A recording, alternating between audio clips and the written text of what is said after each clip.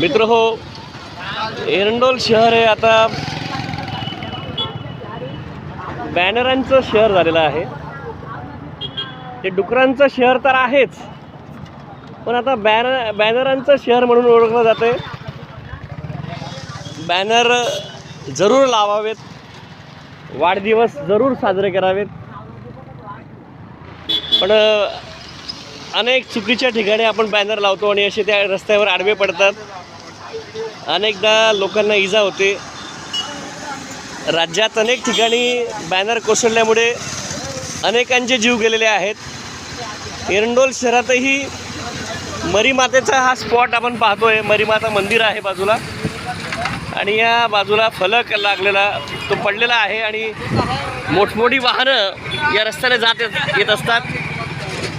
रहदारीचा रस्ता आहे ना. नगरपालिकेचं अतिक्रमण विभाग वा नगरपालिकेचे मुख्याधिकारी या गोष्टीकडे लक्ष देत आहे.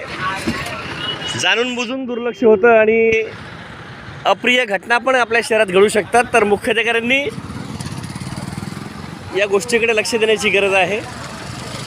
वाहनं वेगाने सुरू आहेत, ये-जा करतायत आणि बॅनर फलक जो बोर्ड आहे तो खाली कोसळलेला आहे. शहरातील अनेक भागांमध्ये आपण बॅनर पाहतो. हे बॅनर जर आपल्या डोक्यावर पडलं तर एखादा माणूस ठार होऊ शकतो, जीवितहानी होऊ शकते. म्हणून नगरपालिकेच्या मुख्याधिकाऱ्यांनी या गोष्टीकडे लक्ष देण्याची गरज आहे. पाहत राहा न्यूज महाराष्ट्र एक्सप्रेस. नमस्कार.